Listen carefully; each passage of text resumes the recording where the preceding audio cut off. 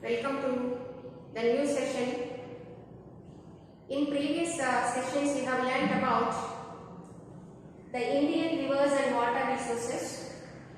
Part of it you have learnt about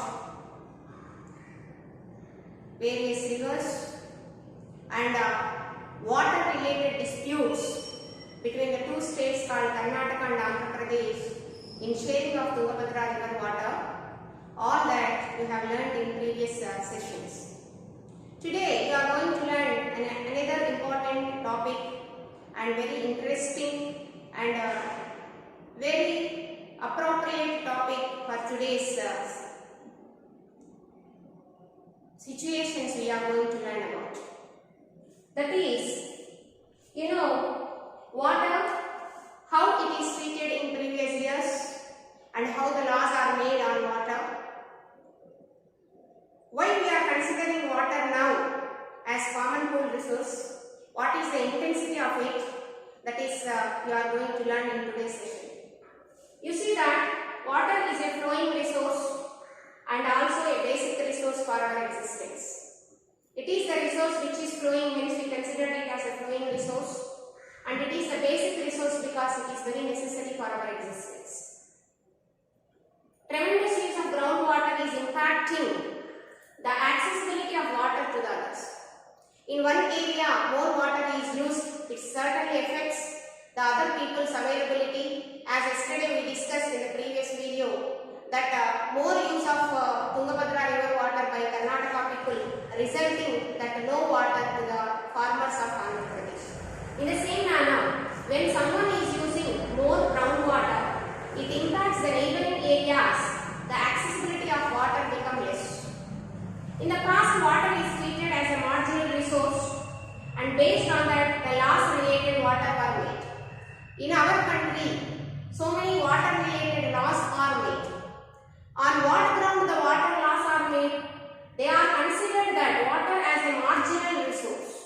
Marginal resource means the land, whatever we have, in that water is there, that land or that water also belongs to us. The ownership of water is ours only because in our land the water is there.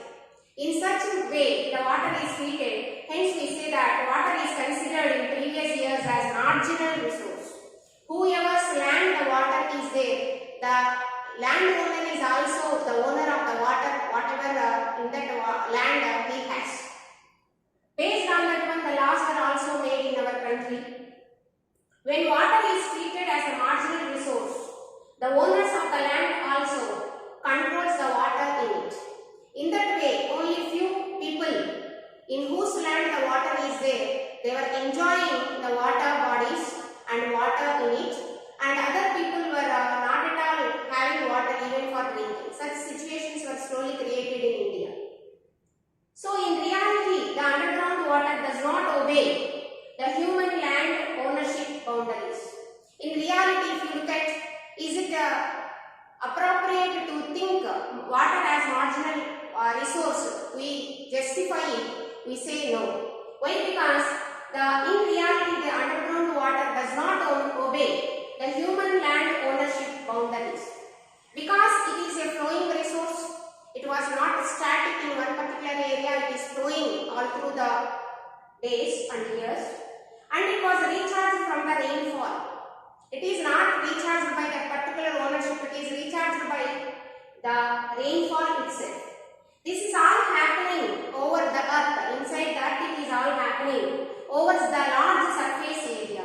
So the changes of water, it was happening over a large area, but we are thinking that whosoever land is there, that this person was the owner of this water, we are thinking when we consider water as a marginal resource. So whatever the idea we have, thinking the water as a marginal resource is completely wrong. Why? Because the water tables which were what called aquifers, it was all happening because of the rainfall. They were all recharged because of the rainfall, and this water table forming also take a lot of surface area inside the earth. So we should not think that owner of that particular land, wherever the water is there, that water also belongs to that. That idea we have, that is completely wrong this broad notion.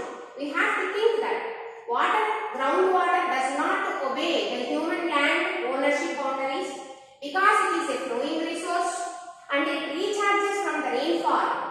The water table, forming of water, all happening underground over a large surface. So whatever the idea we have and thinking the water as a marginal resource was completely wrong. So slowly, when we are using more and more water, our thinking has to be refined, and there is a need for us to think water as a common pool resource. Why it happens? Let us look into it.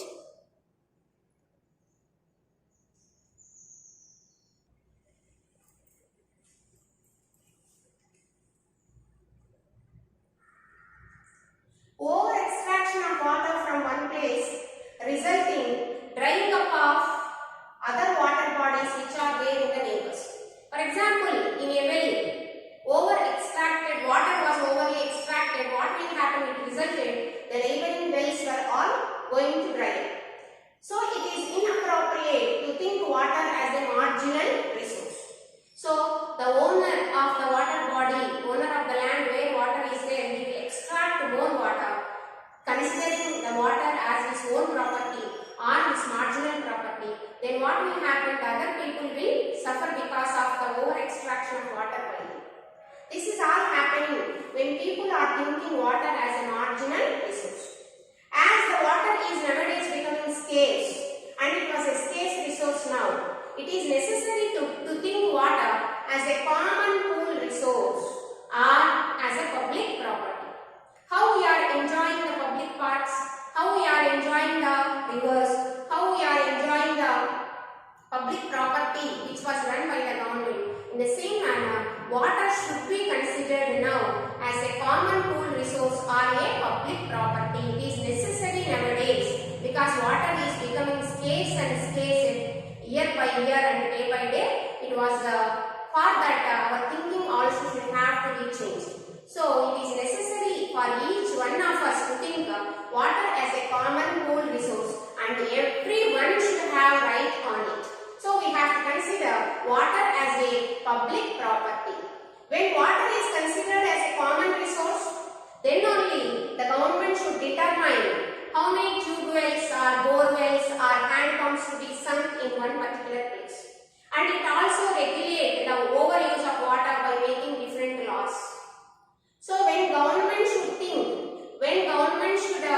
water as a common pool resource, then only it is able to make and determine how many tube wells or bore wells to be sunk in one particular place.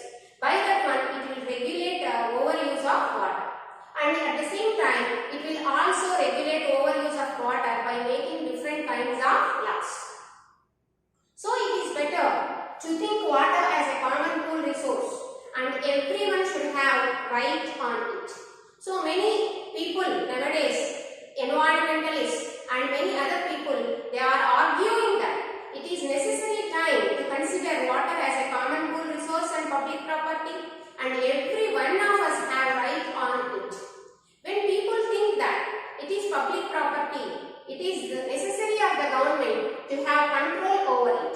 So some of the people, they are explaining that Panchayat Raj system, which is called as a local self-government, it has control over this water use. By that, the water bodies will not extract more water from one place and it will not result the drying up of the other neighboring areas. In such control is there, if such control is there by the local self-government on water bodies, then overuse of water should be regulated very properly. And even people are explaining nowadays, it is the duty of the government to provide first the drinking water.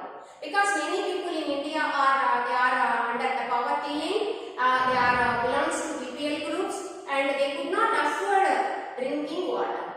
Hence, it is the duty of the government to provide water because it is the basic right of every human being to have accessibility of water.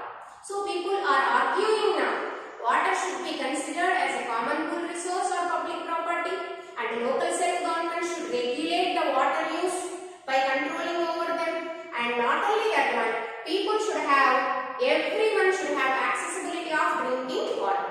When we think like this, then only the changes will happen over the water, and every one of us will have at least drinking water freely. By that, our human rights will be all successfully, we are enjoying the human rights when we have at least water. And in next session, you are going to learn about what are the different laws made on water. Are they appropriate laws or inappropriate laws? Are the laws are outdated or very undated laws?